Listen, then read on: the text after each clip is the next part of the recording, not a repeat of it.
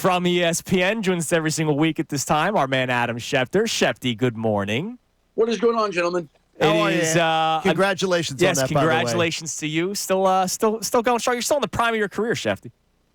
Been doing it for 37 years. Get to do it a little while longer, so I'm very honored and blessed, and feel very fortunate to do what I love. You're the LeBron James of NFL Insiders. I heard Food Network made a run at him, and it was a strong. But Cartoon Network made a push for him, and he said, "No, I'm sticking." That'll with be ESPN. his retirement gig. He's pushing, but right for that. now he's still in his prime. That's awesome. Shefty, so perfect time. You call in right when we started talking about the Devontae Smith ranking. So Jeremy Fowler, as he's been doing for a couple of years now, the coaches, scouts, and executive polls, the top 10 players by position. The Jalen Hurts one obviously got a lot of conversation here in Philly because he came in at number 17.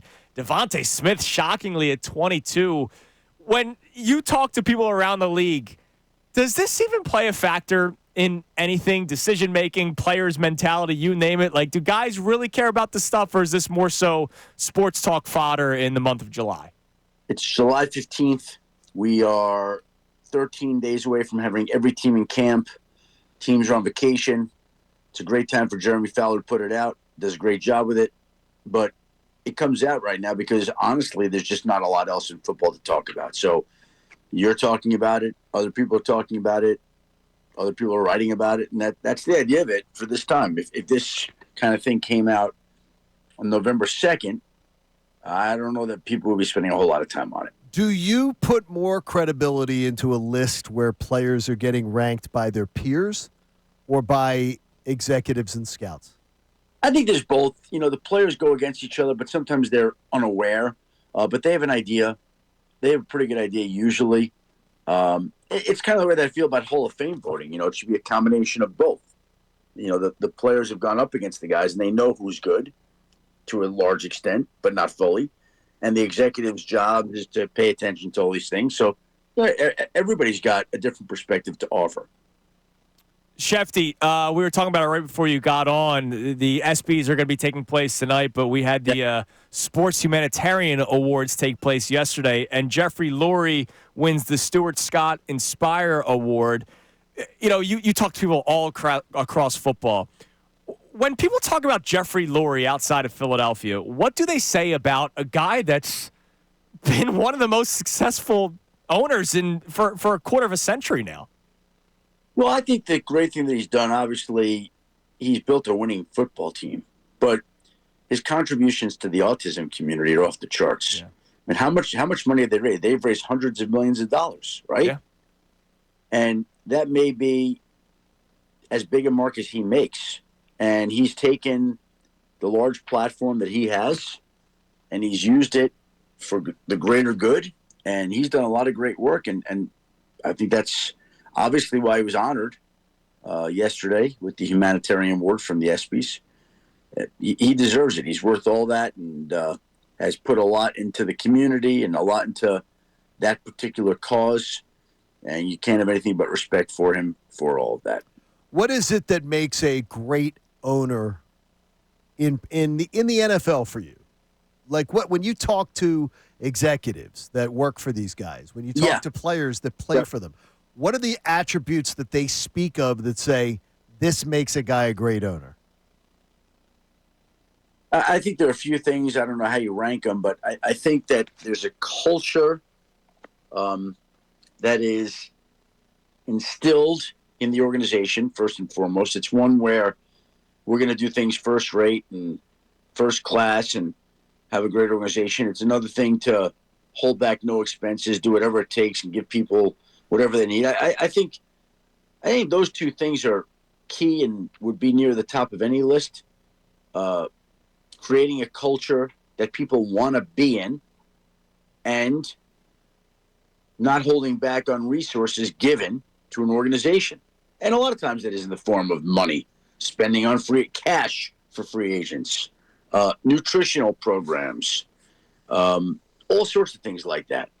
And you can quickly see which owners are spending on their organizations and which owners are taking the money and putting it in their pockets. Yeah, absolutely, Shefty. Now, I know you talked about how lists don't really get much attention from the people inside football. But the Jalen Hurts one obviously caused a little bit of a firestorm here in Philly with him coming in at number 17. How much, I can't believe I'm asking this question, but there's a reason why he comes in at number 17. How much do teams value coaches, scouts, and executives intangibles versus ability? Because nobody's going to say that Jalen Hurts has the strongest arm. Nobody's going to say that he's the fastest runner. Nobody's going to say that he's the best thrower of a football. But the guy wins, and he seems to be a good leader, and guys follow him. So when they balance that out, how much does those two things come into account? Well, I think it's all part of the makeup of an individual, and in this particular case, why you're asking where he's ranked. Now, again, it's really a reflection of performance last year. And so what this tells you is that the people that participated in this poll were unimpressed with the way that Jalen Hurts played last year. That's what it is. I mean, because let's be honest, if he plays the way he did 2 years ago, when Jeremy Fowler does that poll next summer, he'll be in the top 5-10 quarterbacks. So it's a referendum on his performance from last season. And those people are telling you that they were not impressed. When you right now, when you look at where the Eagles team stands, and that's where we're getting out as we get closer to camp. It seems as if there's a lot of doubt in what they've got on the offensive side of the ball, and it seems like everybody believes that they're loaded on the defensive side of the ball when you see these lists. Do you look at them that way? I look at them as a loaded offensive team. I don't see these doubts that it appears that there's a lot of other people do. I think they had incompetent offensive coordinators 2 of the last 3 years. Again, I think, as I've said, to me, the key to this team is going to be its offensive line. If the offensive line stays healthy, gets back to playing the way that it has in recent years, this team's going to have a strong season.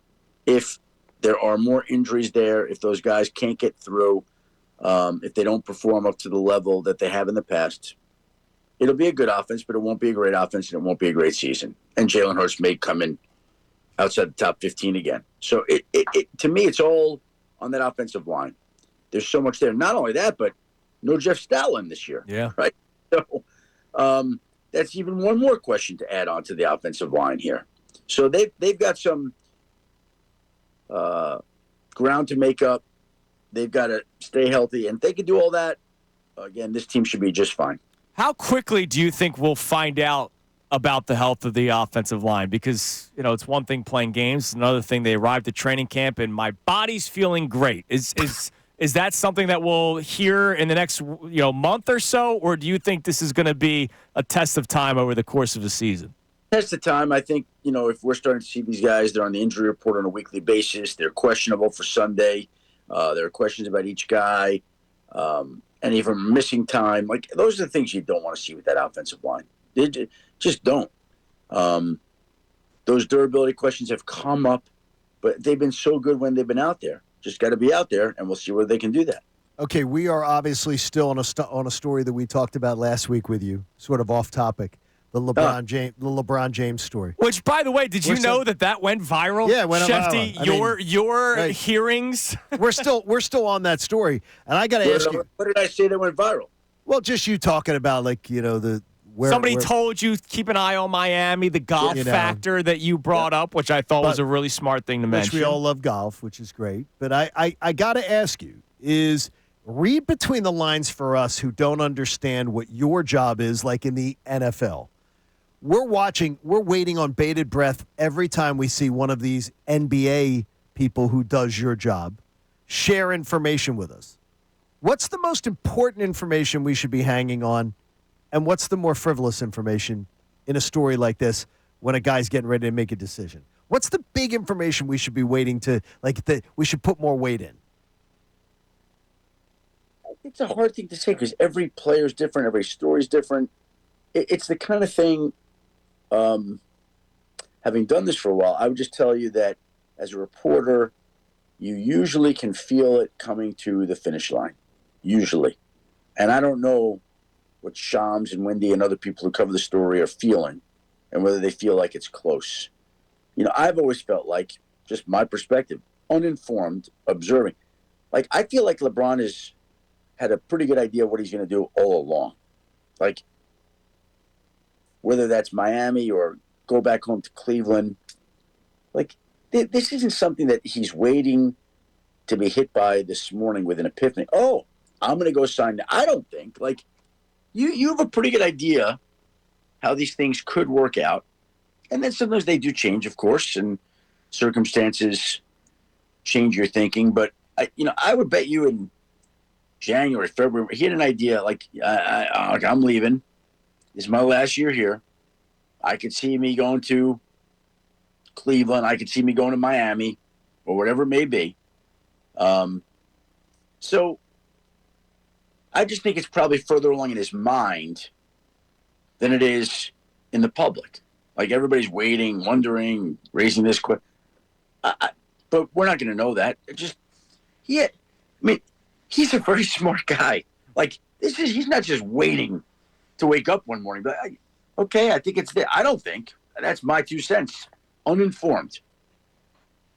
All right. Well, Schefty, thanks, Adam. Are you still leaning Miami? Is that still what you're thinking?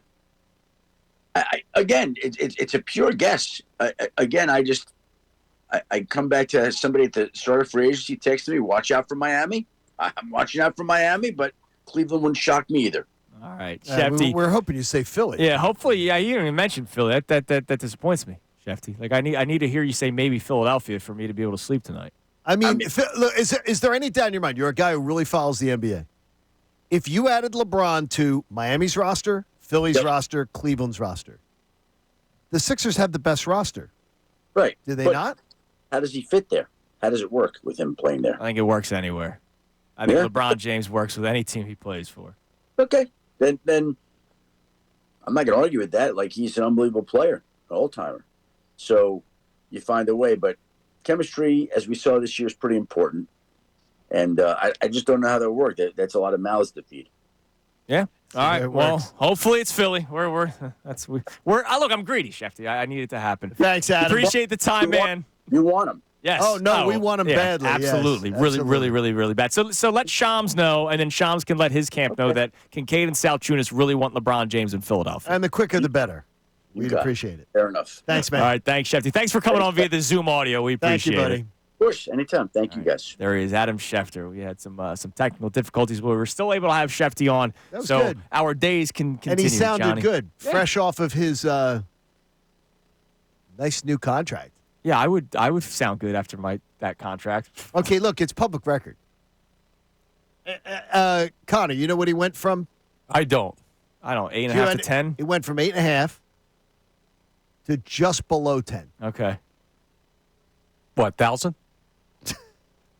I mean, I don't know if he's clipping coupons, but it's unbelievable. Hey, look, guy works for it, man. Hey, he deserves it. He did. Good for him, man. The stuff they give up to be insiders. I remember when he was not in that role. I remember when he was in Denver. I mean, look, he's made it all himself. Good for him. Good for him, man. Congratulations.